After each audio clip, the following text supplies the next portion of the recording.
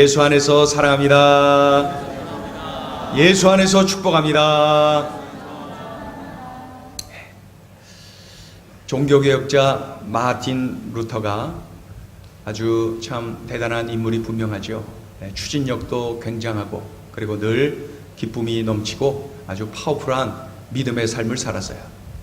그런데 종교개혁을 한참 진행하던 중에 하루는 힘을 잃어버리고 지쳐갖고 시리에 빠져 있었어요. 그러던 중에 부인이 곁으로 왔는데 상복을 입고 온 거예요. 루터가 깜짝 놀라서 말을 하죠. 아니, 누가 죽었어? 왜 상복을 입고 있는 거요? 그랬더니 진지하게 말합니다. 하나님이 돌아가셨죠. 아니, 이 여자가 무슨 얘기하는 거요? 하나님이 돌아가시다니 그게 무슨 말이요? 그랬더니 부인이 말을 합니다. 하나님이 돌아가시지 않고서야 당신이 이렇게 절망하고 낙심하고 살 수가 있겠습니까? 그 부인의 한마디에 마틴 루터가 깜짝 놀라서 다시 정신 차리고 기쁨으로 종교개혁을 진행했다는 그러한 이야기입니다. 이러한 마틴 루터뿐만 아니라 성경을 보면은 아브라함도 그리하였고 또 엘리야 같은 경우도 늘 믿음의 거장이라고 해서 기쁨이 넘치고 어려움이 없고 그러지 않았어요. 엘리야 같은 경우도 막 우울증에 걸려서 좌절하고 낙심하고 그러지 않습니까? 아브라함, 믿음의 조상인 아브라함도 환경이 어려워지니까 하나님의 말씀 거역하고 다른 지방으로 막 가서 기웃거리고 그리고 실수하고 그러지 않습니까? 기쁨을 잃어버리고 그렇게 어려움 가운데 놓여 있는 모습을 봅니다. 오늘 본문에 이 빌립보서 항상 기뻐하라 라고 외치고 있는 이 사도 바울조차도 로마서 7장 24절에서 이렇게 고백합니다. 오호라, 나는 곤고한 사람이로다. 이 사망의 몸에서 누가 나를 건져내랴. 항상 기뻐하라고 그렇게 외쳐댄 사도 바울조차도 누가 나를 건져내랴. 힘들다는 거예요. 기뻐할 수 없다는 거예요. 환경이 그렇게 어렵다라고 외쳐대고 있는 것이죠. 여러분, 이해가 가지 않습니까? 어려운 환경을 만나는 거, 그거 누가 거부할 수가 있겠어요? 내가 원해서 어렵나요? 내가 원해서 고난이 오나요? 어려워요. 힘들어요. 그래서 힘들다고 외칠 수밖에 없는 그 환경은 누구든지 만나게 되는 것이죠. 이 자리에 있는 우리들조차 누구 한 사람 내가 기쁘게 살지 않기를 원하는 사람은 없을 거예요. 우린 다들 기쁨으로 살기를 원해요. 정말 기쁘게 살고 싶어요. 기왕 한평생 사는 거 기쁘게 살고 싶어요. 그런데 환경이 너무 어려워요. 삶이 너무 어려워요. 내 내면이 너무너무 복잡하고 힘들어요. 그래서 내가 우울해요. 슬퍼요. 염려해요. 두려워해요. 한숨을 쉬어요. 기쁨을 잃어버리고 사는 것 당연한 것 아닙니까? 찡그리며 사는 것 당연한 것 아닙니까? 그런데 항상 기뻐하라니 이게 말이 됩니까? 항상 기뻐하라는 이 말씀은 늘 뜬구름 잡는 소리로만 들리지 않습니까? 오늘 본문처럼 항상 기뻐하라, 내가 다시 말하노니 기뻐하라는 말씀 역시 머리로는 이해가 되는데 내 가슴은 거부하고 있는 것 아닙니까? 그래서 이 목사가 항상 기뻐하라 이 본문을 가지고 설교하는 것이 여러분 와닿습니까? 우리들끼리 하는 얘기예요. 그래놓고 본문의 그 제목은 성도여 기뻐하라 하면서 큰 소리 치고 있는 거예요. 오늘 이 설교를 어떻게 해야 됩니까? 어떻게 해야 됩니까? 그렇다면 성경은 거짓말입니까? 되지도 않고 될 수도 없는 것을 성경은 말하고 있는 것입니까? 아니면 정말 항상 기뻐할 수가 있는 것입니까? 내게 있는 이 기쁨이 지속될 수가 있는 것입니까? 있습니다. 있습니다. 어떤 환경에서도 기뻐할 수가 있고 기쁨을 지속시킬 수가 있습니다. 여러분, 이렇게 제가 큰 소리 치는 거예요. 성경이 그렇게 가르쳐주고 있거든요. 그렇다면 저나 여러분이나 항상 기뻐할 수 있고, 그리고 내가 가지고 있는 이 기쁨을 지속시킬 수 있는 방법이 뭐냐 이거예요. 비결이 뭐냐. 한마디로 표현하면 주님과 연관시킬 수 있으면 가능한 거예요. 주님과 연관시키는 거예요. 오늘 본문을 통해서 조금 더 자세하게 볼 수가 있어요. 주님과 연관시키면은 기뻐할 수 있다. 기쁨을 지속시킬 수 있다. 여러분 오늘 잘 들으셔야 돼요. 그리고 내 삶에 적용해야 돼요. 여러분 내 안에 기쁨이 충만하잖아요. 내 안에 기쁨이 있어요. 세상이 줄 수 없는 기쁨을 내가 누린다니까요. 야, 예수 믿으면 기쁘다는 게 이런 것이로구나. 막 그런 기쁨 우리가 함께 누리고 있잖아요. 우리가 기뻐요. 좋아요. 그런데 갑자기 기쁨이 사라졌어요. 내가 기쁘지 않아요. 기쁨이 없어요. 그토록 나를 지배하고 있던 기쁨이 떠나가 버렸어요. 언제 이런 일이 일어나냐고요? 사람들과의 관계에 어려움이 있을 때, 가정 안에서 식구들과의 어려움이 있을 때, 누군가가 나를 서운하게 할 때 내 안에 있던 기쁨이 떠나가 버렸어요. 여러분 이거 우리들 얘기 맞죠? 제가 지금 허튼 얘기하는 거 아니죠? 우리들 삶의 이야기가 분명하죠? 두 사람이 있어도 관계가 어려우면 지옥 같아요. 1000사람, 10,000사람이 있어도 관계가 좋으면 천국 같아요. 기뻐요. 좋아요. 항상 기뻐하라. 그 말씀이 막 와 닿아요. 그런데 누군가가 나를 또 서운하게 해요. 그럼 내게 있던 기쁨이 또 떠나가는 거예요. 네? 어떻게 해야 됩니까? 자, 5절을 읽어보죠. 5절 큰 소리 읽어보세요. 5절 시작. 너희 관용을 모든 사람에게 알게 하라. 주께서 가까우시니라. 여러분 이 본문을 공동 번역은 이렇게 번역을 하고 있어요. 같이 읽어볼까요? 시작. 여러분의 너그러운 마음을 모든 사람에게 보이십시오. 주님께서 오실 날이 멀지 얼마 남지 않았습니다. 누군가가 나를 서운하게 했어요. 그러면 내가 기쁨을 빼앗기는 거잖아요. 기쁨이 없어지잖아요. 그러면 내가 손해보잖아요. 그리고 말씀대로 살지 못하잖아요. 그럴 때는 관계 어려움이 있어요. 서운해요. 그럴 때는 어떻게 해요? 아휴, 주님 오실 날도 얼마 남지 않았는데 내가 잘 지내야지. 아유, 내가 주님 만나러 떠나갈 날이 얼마 남지 않았는데 언젠가 내가 헤어지고 떠나가야 되는데 내가 관용을 해야지. 내가 넓은 마음으로 사랑해야지. 이렇게 주님과 연관시키라는 거예요. 그러면은 내가 관용할 수 있어요. 여러분 내 인격으로 누군가를 관용하며 살 수 있겠어요? 내 인격으로는 안 돼요. 장담하건대 여기에 내 인격으로 누군가에게 늘 관용해서 기쁨을 누릴 사람 한 사람도 없어요. 그런데 그것이 될 수 있는 비결은 뭐냐면 주님과 연관시키세요. 누군가가 나를 그렇게 대해요. 그러면 내가 얼른 주님과 연관시켜서 아휴, 같이 천국에서 살 사람인데 아휴, 주님 부를 날 얼마 남지 않았는데 그러면서 사랑하며 사는 거예요. 주님과 연관시키면은 내가 너그러운 마음으로 변환되니까요. 그래서 기뻐할 수 있어요. 동의하시는 분 아멘 하시기 바랍니다. 여러분 내 힘으로 안 돼요. 이건 결정 난 거예요. 내가 수십 년 살아오면서 다 겪어본 거 아니에요. 결정 난 거잖아요. 내가 내 인격으로 안 돼요. 내 믿음 이거 안 돼요. 그런데 주님과 연관시키면 되는 거예요. 그래서 주 안에서 기뻐하라. 주 안에서 이 말씀을 달리 표현은 주님과 연관시키라는 거예요. 네. 관용이라는 말은 덮어주라는 거죠.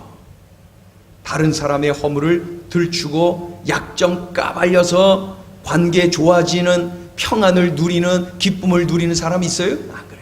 내가 한 번 까발리면 상대방은 나에게 그냥 눈 시뻘겋게 들고 와서 막 그럴걸.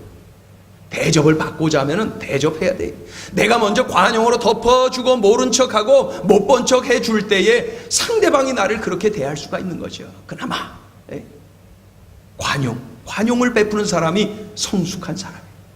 어느 공동체 안이 그 공동체가 참 평안하고 기쁨이 넘치는 것 이렇게 들여다보면 그 안에 관용의 사람이 있어요. 덮어주고 그저 그냥 감싸주고 그런 관용의 사람이 있어요. 관용의 샘플이 예수님 아니십니까? 요한복음을 보니까 간음하다가 현장에서 붙잡힌 여자가 있었는데 그 여자를 끌고 예수님께로 왔어요. 그 당시에 그 법은 말이죠, 전체가 다 돌 들고 돌로 쳐 죽이는 거, 그것이 옳은 그러한 상황이었습니다. 당시에 간음하다 걸리면 그러는 거예요. 그런데 예수님을 시험하려고, 예수님을 넘어뜨리려고 불러와서 예수님 어떻게 할까요? 그런 거죠. 풀어줘라. 그러면은 율법 어긴 자 이렇게 하면서 예수님 공격할 것 아니에요? 네? 그러면 풀어줘라. 그러면 쳐라. 돌로 쳐라. 그러면은 저런 사랑이 없는 자. 그러면서 또 공격할 것 아니에요? 요렇게 아주 그냥 색안경 끼고 예수님 넘어뜨리려고 온 거예요. 그때 예수님께서 어떻게 합니까? 그 바닥에다가 뭔가를 글을 막 쓰셔요. 글을 막 쓰셔. 그런 다음에 한 말씀 하시죠. 너희 중에 죄 없는 자가 돌로 쳐라. 그 한 말씀 하시고 바닥에다 글씨를 막 쓰시네. 언젠가 어느 청년들하고 이렇게 성경 공부할 때인데 예수님이 뭘 쓰셨을까? 어떤 청년이 사인 연습하신 거 아니에요? 어떤 청년은 또 이런저런 얘기하는데 또 다들 글을 쓸 수도 있겠다 동의했던 내용이 뭐냐면은 이 여자와 간음한 남자들의 이름을 썼다. 그런 얘기도 하고 저런 얘기도 하고. 그런데 예수님께서 죄 없는 자가 돌로 쳐라 이 말씀 한마디 하고 땅에다가 글을 쓰고 계신 그때에 한 명 한 명 돌을 내려놓고 그 자리를 슬그머니 떠나갑니다. 단 둘이 남았죠. 그때 예수님 말씀하십니다. 여자야, 나도 너를 정죄하지 않다. 그러니 다시는 이러한 죄를 범하지 말아라. 여러분, 이것이 바로 관용입니다. 예수님처럼 관용의 사람이 되면은 성숙해지는 것이죠. 성숙한 사람이 관용하는 것이죠. 예수님이 십자가를 지시기 전에 보면은 믿었던 제자들이 어떻게 해요? 다 배신하고 도망치지 않습니까? 예수님께서 3년 내내 기적을 행하실 때에 예수님 주변에서 예수님을 추종하고 따르고 열광했던 수많은 백성들 뭐 하고 있어요? 침 뱉고 조롱하고 돌 던지고 그러고 있어요. 죽이라고 소리치고 있어요. 그런데 예수님은 이러한 인간들을 향하여서 어떻게 하십니까? 참습니다. 이해합니다. 포용합니다. 관용합니다. 그래서 내가 죄 용서받고 구원받은 거 그거 예수님의 관용 때문에 그런 거예요. 내가 새 생명 얻은 거 그거 예수님이 나를 향해서 관용을 베풀어 주셔서 이렇게 살아 하나님의 자녀 된 거예요. 관용이 이렇게 위대한 거예요. 그런데 내가 관용을 하면은 내 안에 기쁨이 넘치죠. 막 그냥 혈기 부리고 따지고 그냥 막 한바탕 붙으면은 내 안에 기쁨이 넘치나요? 그래서 이기면은 내가 막 기쁨이 철철 넘치나요? 아니에요. 그건 이겨도 슬퍼요. 이겨도 고달파요. 관용이 이기는 거예요. 관용은 내 안에 기쁨을 지속시키지요. 관용은 내 안에 기쁨을 샘솟게 만들지요. 그런데 내 인격으로 관용이 되냐고요. 그래서 어떻게 하라고요? 주님과 연관시키세요. 같이 따라해 봅니다. 주님과 연관시키겠습니다. 그게 바로 주 안에서 주님과 연관시키세요. 얼른 그 5절에 나온 것처럼 얼른 주님과 아휴, 주님 오실 날도 얼마 안 남았는데 내가 아둥바둥 이렇게 싸워서 뭐 할 거냐. 아휴, 내가 주님 부름받을 날 얼마 남지 않았는데 내가 여기서 싸워 이기면 뭐하냐. 관용하는 거예요. 덮어주는 거예요. 그럴 때 나의 기쁨은 샘솟고 나의 기쁨은 지속되는 거예요. 여러분, 주 안에서 항상 기뻐하는 삶을 사시기를 축원합니다. 축원합니다. 내 안에 기쁨이 넘치죠. 우리 성도님들 보면은 기쁨이 넘쳐요. 예수 믿으니 이렇게 기뻐요. 얼굴에 써 있어요. 좋아요. 그런데 어느 날 보니까 슬퍼 보여요. 왜 그러냐고요? 누군가를 시기하는 거예요. 누군가를 미워하는 거예요. 누군가를 질투하는 거예요. 부정적인 생각, 나쁜 생각을 가지고 있을 때에 내 안에 있는 기쁨은 떠나가지요. 내가 누군가를 미워하는데도 여전히 내 안에 기쁨이 샘솟는다면 이 성경은 거짓말이지요. 분명하지요? 우리 얘기하는 거 맞지요? 우리 얘기 맞잖아요. 그래서 내가 누군가를 시기, 질투하고 미워한다면, 내가 누군가를 향해서 분노를 품고 있다면 나는 이미 기쁨의 사람은 아닌 것입니다. 그래서 좋은 생각을 해야 돼요. 그래야만 내가 기쁨을 누릴 수가 있어요. 자, 읽어볼까요? 8절로 가봅니다. 8절을 읽어봐요. 어떤 생각을 하라 하시는지. 8절 시작. 끝으로 형제들아, 무엇에든지 참되며 무엇에든지 경건하며 무엇에든지 옳으며 무엇에든지 정결하며 무엇에든지 사랑받을 만하며 무엇에든지 칭찬받을 만하며 무슨 덕이 있든지 무슨 기림이 있든지 이것들을 생각하라. 아멘. 이것들을 생각하라. 이것들이 뭐예요? 참된 것, 경건한 것, 옳은 것, 정결한 것, 사랑스러운 것, 칭찬받을 만한 것, 덕스러운 것, 이런 것들을 생각하라는 거예요. 자꾸 시기하고 미워하고 질투하고 분노하고 어떻게 하면 넘어뜨릴까? 그러한 나쁜 생각 버리라는 거예요. 사탄은 나에게 그런 생각 집어넣어 주거든요. 그거에 넘어가면 안 돼요. 한마디로 늘 믿음의 생각, 좋은 생각을 할 때 내 안에 기쁨이 샘솟지요. 그리고 내 안에 기쁨이 지속되지요. 생각의 결정, 생각에 달려있는 거예요. 창세기 4장을 보면은 아담의 그 아들들이 나오는데 가인과 아벨입니다. 둘이 하나님 앞에 예배를 드립니다. 예물을 드리는데 하나님께서 동생 아벨의 제물은 받으셨는데 이 형 가인의 제물은 받지 않으셨어요. 예배답게 드리지 않았나 보죠? 하나님이 기뻐 받으시는 예배가 아니었나 보지요. 그때에 이 가인은 나쁜 생각을 합니다. 동생을 미워해요. 동생을 시기해요. 동생을 질투해요. 그래서 쳐 죽였어요. 성경에 보면은 쳐 죽였다. 들에 나가서 쳐 죽였다. 쳐 죽였다. 이 얼마나 슬픈 일입니까? 여러분, 그러한 마음이 있을 때 이 가인은 어떻게 했어야 됩니까? 얼른 주님과 연관시켜야 된다니까요. 주님, 그래도 제 동생의 제물이라도 받아주신 것이 감사해요. 주님, 이제 저도 예배 잘 드릴게요. 주님, 이제 저도 예배다운 예배 드릴게요. 하나님이 기뻐 받으시는 제물을 드릴게요. 주님과 얼른 연관시켰어야 돼요. 그러면은 그러한 상황에서도 내가 기쁘고 그러한 상황에서도 나의 기쁨은 지속될 수가 있는데 생각을 잘못했어요.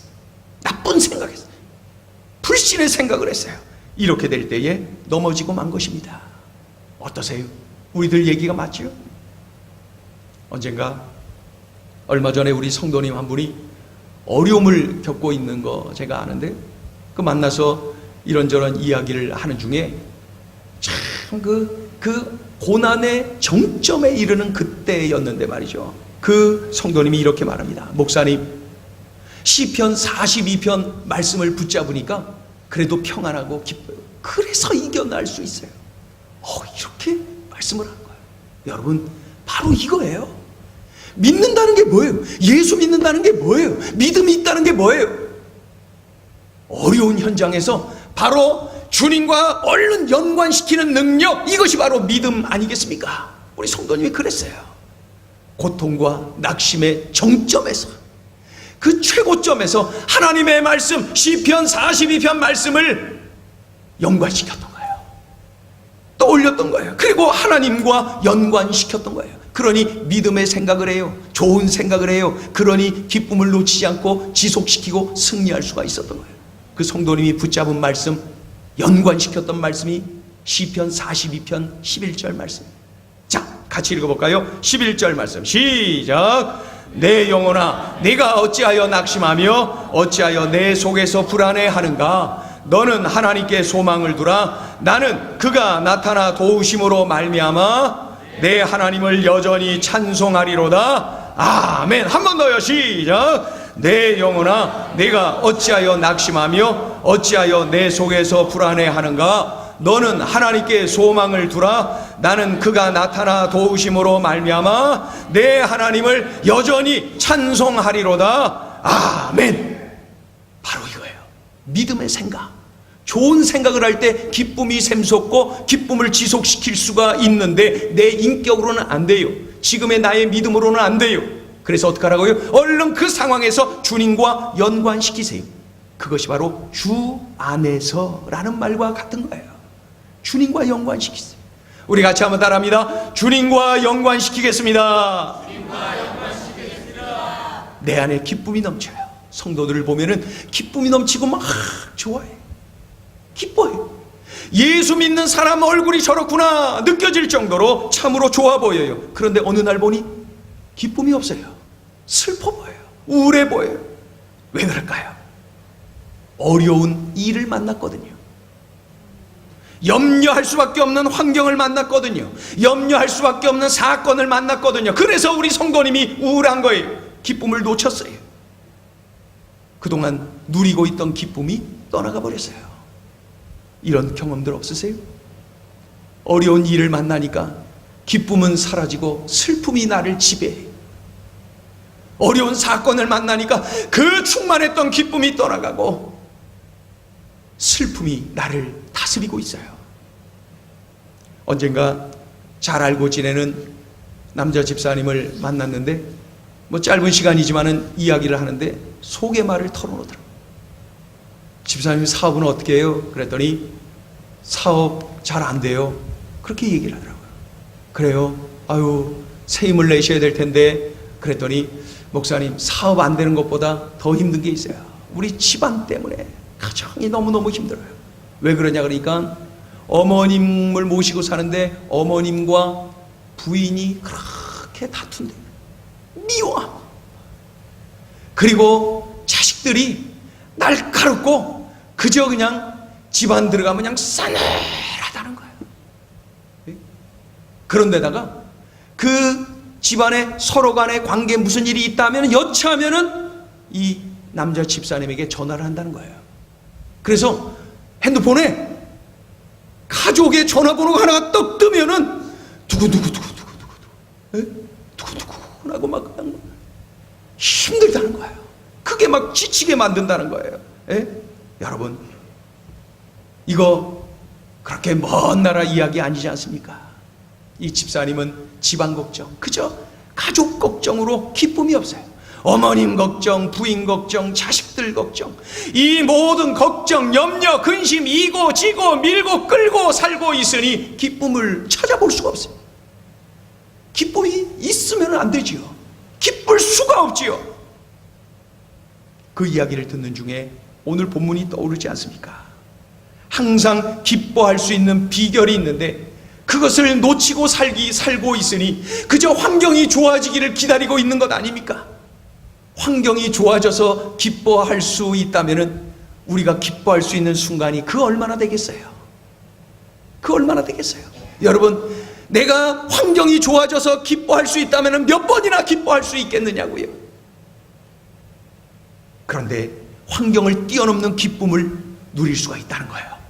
6절 읽어볼까요? 6절 7절 6절 7절 읽어요. 시작. 아무것도 염려하지 말고 다만 모든 일에 기도와 간구로 너희 구할 것을 감사함으로 하나님께 아뢰라. 그리하면 모든 지각에 뛰어난 하나님의 평강이 그리스도 예수 안에서 너희 마음과 생각을 지키시리라. 아멘. 간단하게 표현하면 뭐예요? 염려할 시간에 기도해라. 염려거리가 아니라 기도거리다 이거예요. 염려할 시간에 염려하는 것은 기쁨을 놓치는 거예요. 염려할 시간에 기도하는 것이 기쁨의 비결이에요. 그래서 주님 말씀하시잖아요. 염려한들 키를 한 자나 더 할 수가 있겠느냐? 염려하고 밤을 지새며 염려한들 문제가 해결됩니까? 내 속만 다 썩어 문드러지는 것 아니에요? 비생산적인 삶을 사는 것 아닙니까? 그러니 오늘 분명하게 말씀합니다. 염려할 시간에 기도해라.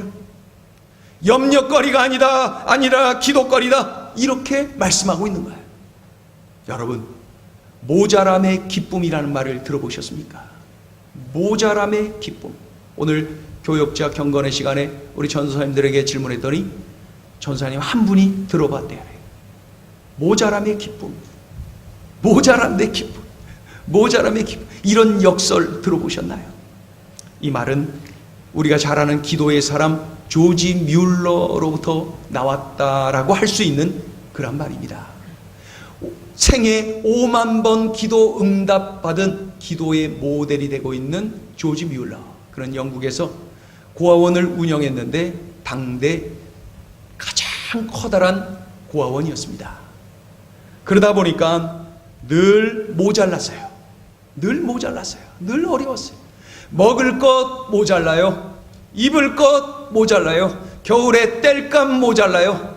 늘 모자라, 늘 모자라. 그래서 슬퍼요? 아니, 그게 아니라 이 조지 뮬러는 모자라는 그 현실에서 염려하지 않고 기도를 했어요. 염려 대신에 기도를 선택했어요. 엎드렸어요. 껐떡하면 엎드리는 거예요. 먹을 것 모자라 엎드릴 때 하나님이 먹을 것 주셨어요. 입을 것 모자라 엎드렸을 때 입을 것 주셨어요. 추워 땔감이 필요한데 엎드렸더니 땔감 주셨어요. 그래서 오랜 세월 하나님께서 모자란 중에 모자라서 어려움 당하고 끝난 것이 아니라 모자람을 채워주시는 하나님을 계속해서 경험했던 거예요. 그래서 그가 고백하는 거예요. 모자람의 기쁨이라고 말해요. 모자라서 엎드렸더니 엎드린 그에게 모자람을 채워주시는 하나님을 경험했어요. 모자랐어요. 엎드렸어요. 채워주셨어요. 기쁨이 연장되는 거예요. 여러분, 모자람의 기쁨, 모자람의 기쁨. 지금 뭐가 모자르세요? 물질이 모자르세요? 건강이 모자르세요? 우리 가정에 화평이 모자르세요? 뭐가 모자르세요? 뭐가 모자르세요? 도대체 그거 모자라서 우울하고 외롭고 삶의 열정이 없어지고 무기력증에 빠져 있는 것은 아닙니까?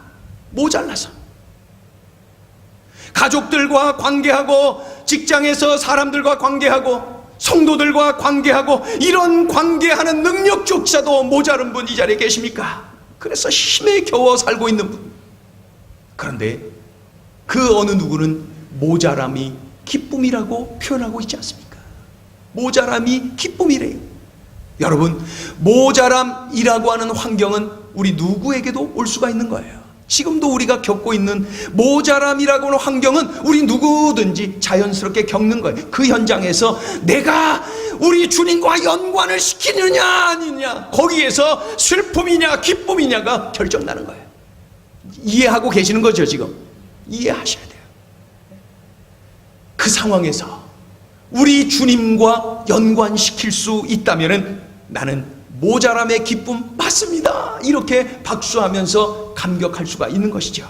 우리 성도들 중에 제가 물어보지도 않았는데 이제 제가 그 내용을 알고 있다고 알기 때문에 이렇게 이야기할 때가 있어요. 아유, 더 기도하라고 기도거리 주신 거죠. 이런 분들이 있어요. 더 좋게 해주시겠죠 뭐, 이런 분들이 있어요.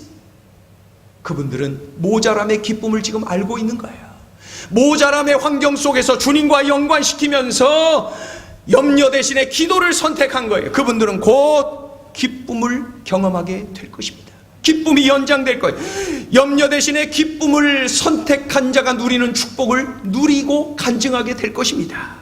문제를 만났을 때, 그 염려되는 사건을 만났을 때, 염려되는 환경을 만났을 때 어떻게 하십니까? 그리고 어떻게 하실 겁니까? 어떻게 하느냐에 따라서 우리는 슬픔과 기쁨으로 나눠진다는 거.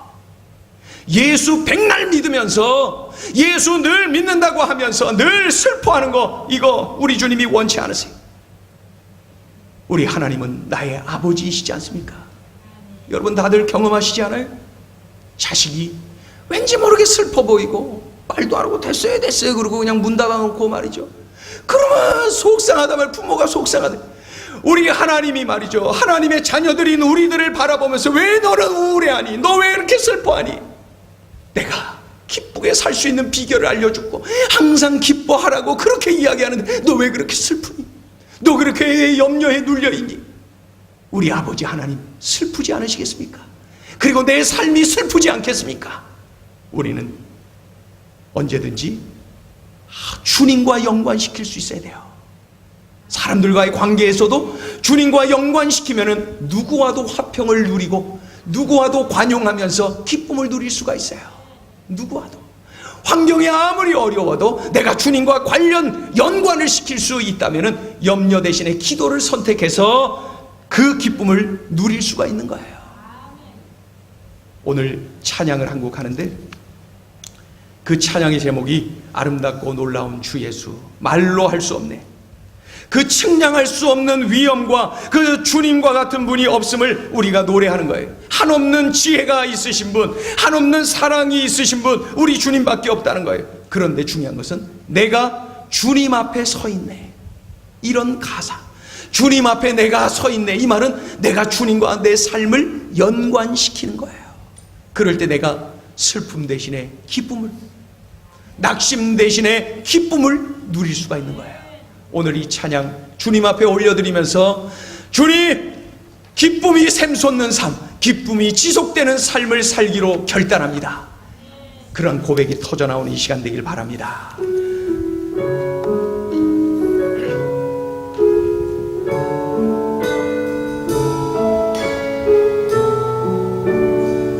아름답고 놀라운 주 예수, 아름답고 놀라운 주 예수, 말로 할 수 없어요. 말로 할 수 없네. 그 측량할 수 없는 위엄이, 그 측량할 수 없는 위엄. 주님과 같은 분은 없네. 주님과 같은 분 없네.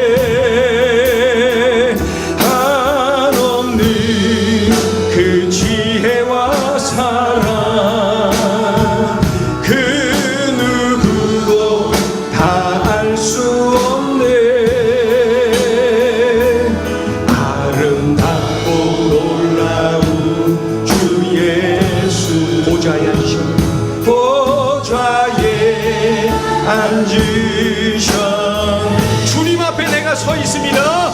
주님 앞에 내, 주님과 연관시키는 거예요.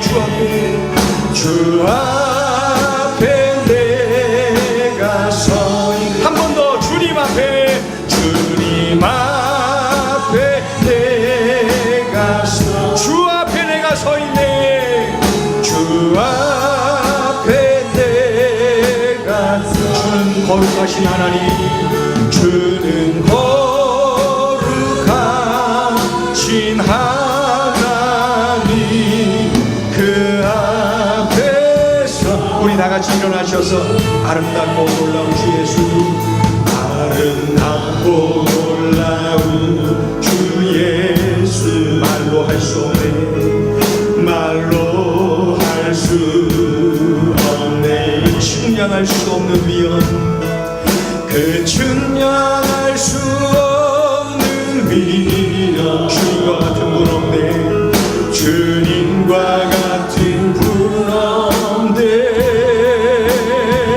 한없는 그 지혜와 사랑, 그 누구도 다 알 수 없네.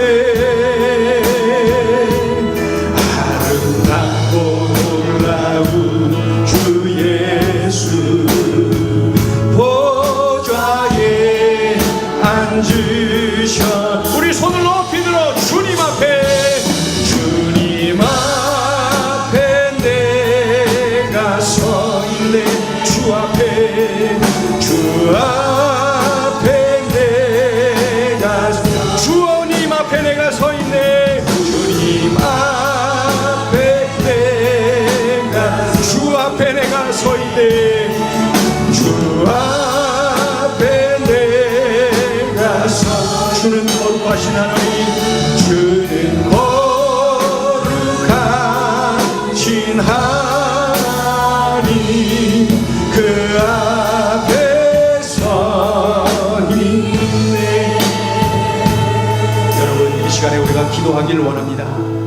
문제는 그 환경 속에서 내가 주님과 연관시킬 줄을 몰랐던 거예요. 그것이 바로 주 안에서라는 말이었다는 거예요. 주님과 연관지어야 관용도 할 수 있고, 믿음의 생각도 할 수 있고, 염려 대신에 기도도 할 수 있는 거지요. 주님과 연관지어야 해요. 주님과 연관지을 수 있는 능력을 나에게 주세요.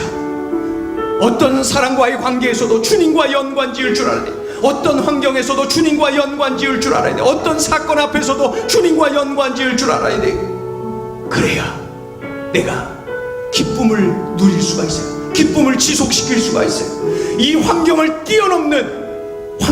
뛰어넘는 주님의 기쁨을 누릴 수가 있는 것입니다.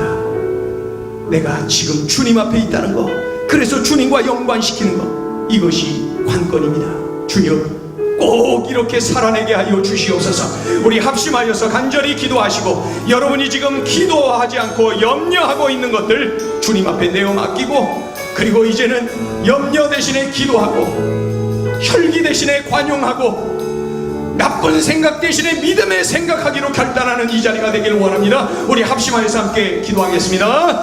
할렐루야. 하나님 아버지, 은총을 감사합니다. 고맙습니다.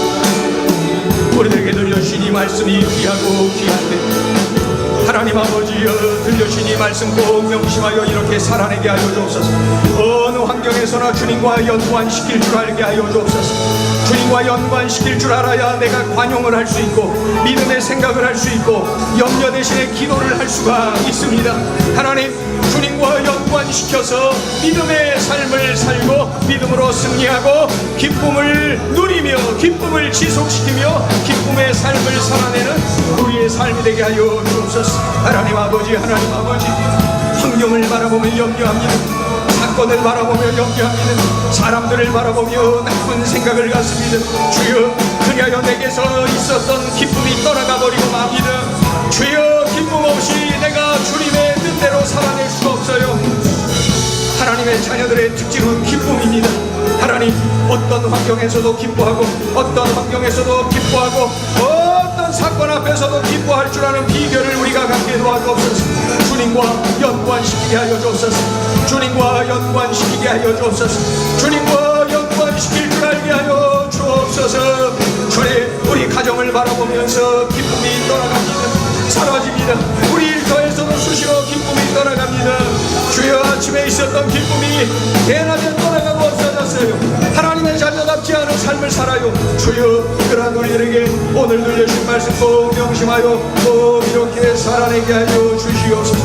꼭 이렇게 살아내게 하여 주옵소서. 꼭 이렇게 살아내는 우리의 삶이 되게 하여 주옵소서. 그래야 언제나 기뻐, 항상 기뻐하는 주님 안에서 기뻐하는 주여, 이 말씀이 내 삶의 현실에 잘 적용되고 실천되고 감정되어지는 역사가 일어나게 하여 주옵소서.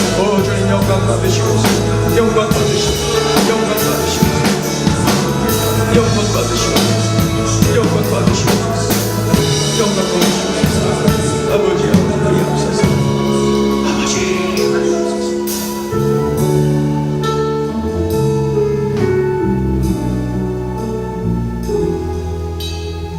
이 시간에 조용히 묵상을 하며 우리 가정 안에 있는 염려거리, 내 삶의 현장에 놓여있는 염려거리, 알고 보니 그것은 기도거리였습니다. 염려할 시간은 많았는데 기도할 시간은 얼마나 됐습니까? 주님과 연관시킬 줄 몰라서 나타난 현상들인데, 이 시간에 여러분이 끌어안고 있는 염려거리들, 이 시간에 내가 끌어안고 있는 누군가를 미워하고 질투하고 시기하고 분노하고 있는 것들, 이 시간에 내어놓으세요. 나에게서 기쁨을 앗아간 그것들 내어놓으세요. 주님 앞에 말입니다. 그리고 자꾸 부정적으로만 생각하는 나쁜 생각에 사로잡혀 있는 모습들 내려놓으세요. 믿음의 생각, 좋은 생각 하라 하시지 않습니까? 주님과 연관지어서 말입니다. 이 시간에 조용히 내려놓고 묵상으로 기도합니다. 그래서 이 시간 주님이 내게 주시는 기쁨이 샘솟는 경험을 하시길 바랍니다. 기도합니다.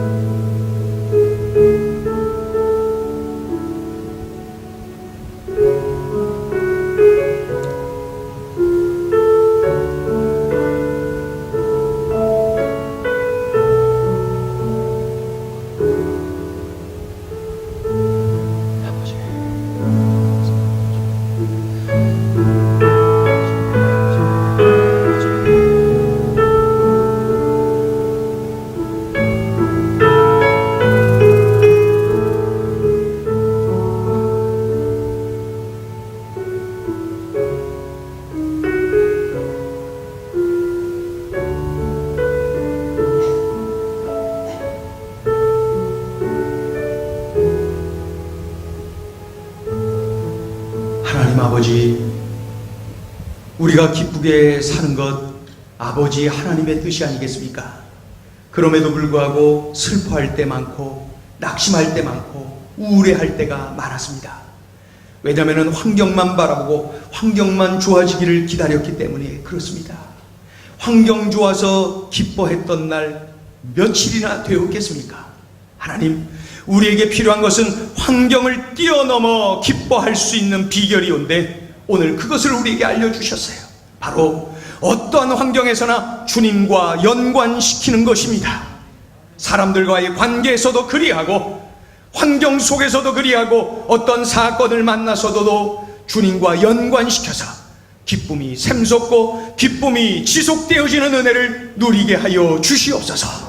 하나님, 오늘 이전과 이후가 달라지게 하여 주시옵소서. 꼭 들려주신 이 말씀대로 살아 승리하는 우리 모두가 되게 하여 주옵소서. 그리하여 우리 행전의 모든 식구들이 늘 기쁨이 넘치고 늘 감격하며 살아가는 하나님의 자녀다운 삶 살게 하여 주옵소서. 예수님의 이름으로 기도 올리옵나이다. 아멘.